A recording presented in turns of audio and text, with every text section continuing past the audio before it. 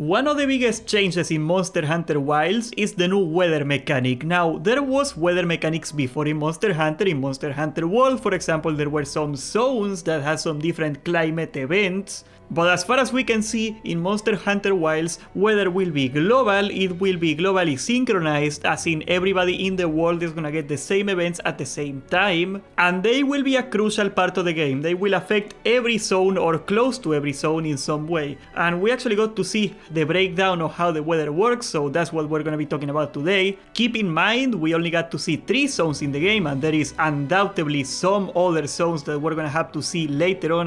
Maybe we're even gonna see them in the beta this February, we don't know about that, but there is some other zones that we're gonna see at some point. But every single zone in the beta had 3 different weather states, and it is fair to assume that it's gonna be the same for the other zones, and those 3 weather states can be broken down in the same way. First of all, we have the good weather, the plenty, that's the golden field, you know, when everything is nice and good looking, that's plenty, that's the good weather. And there are gonna be some secret mechanics from the new plenty weather. For example, there are gonna be some plants that heal you. As far as I could tell, there is not those plants in the beta. I couldn't find any, at least. Maybe they are there and I just didn't see them, but there will be, for example, some plants you can gather and heal yourself with. There is also a lot more of the smaller monsters. You tend to see a lot more herbivores roaming around, for example, but there are also some drawbacks of going out in the plenty. The main one is that bosses are less likely to be found. For mainly Raidau, I do not think I've seen Raidau in good weather. I think I maybe saw it once in the beta, but every time you're in bad weather you see it, so the spawn rates are likely lower in the entire game. The monsters are also less aggressive, as in they are less likely to attack you, and they also roam alone. Now that's the very interesting part, and that's why it deceptively could make the plenty the harder time to hunt a monster. The lore explanation the developers gave is that in the plenty there is more food in the environment, everything is fine, so the monsters just do not feel the need to group up and be aggressive, right? But an important mechanic in Monster Hunter is what we call the turf war. Monsters fight each other a lot of the time in Monster Hunter. It is a vibrant, living world, and a clever hunter can trick monsters into fighting each other. You can, for example, as far as we could say in the first beta, we could drag the Balahera into Raidau and make him fight him.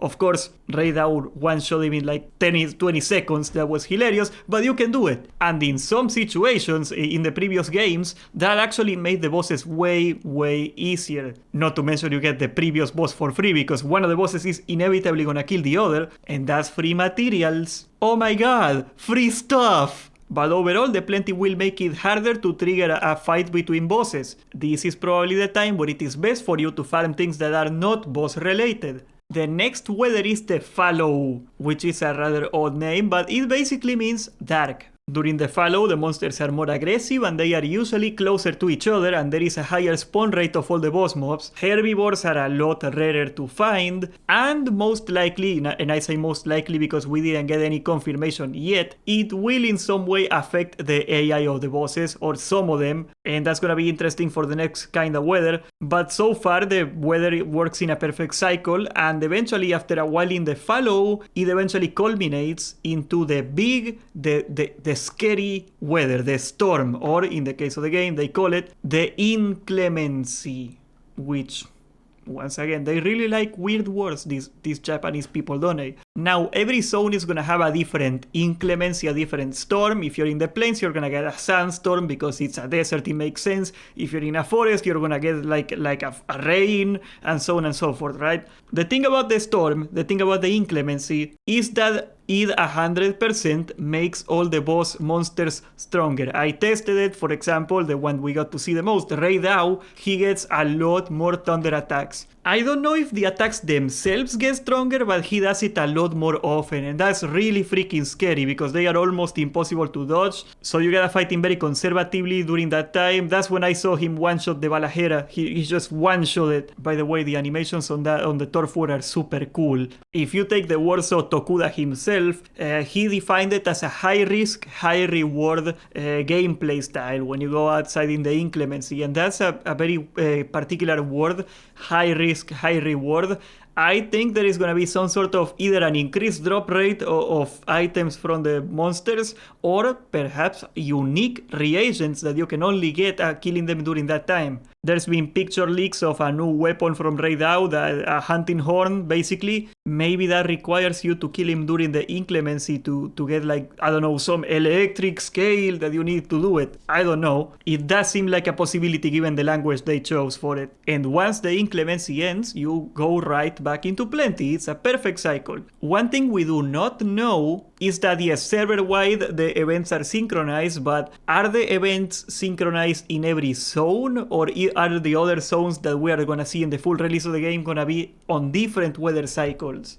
Are we gonna be in the plenty in the plains, then the forest is gonna be on the inclemency and whatnot? Is that the way gonna work? We don't know that yet. And if you closely check out the UI, this is the next thing I wanna talk about, how you can check for the weather. The UI is zone specific about the forecast, the weather forecast you can see. As you can see in this screenshot, it talks only about the windward plains, and you can take every other zone and check out that zone's weather. So that would imply that there is going to be different weather in different zones at the same time. In the bottom corner, I had to pull a screenshot because all my recordings got my camera in that corner, but in the bottom corner you can see the weather in the zone at the time that you're in. So you can even plan ahead of time, okay, I'm gonna fight the boss during this time, then I'm gonna do something else until the weather passes, and so on and so forth. You can plan around it, but overall it does not look like the weather is gonna be a huge impact into the actual gameplay.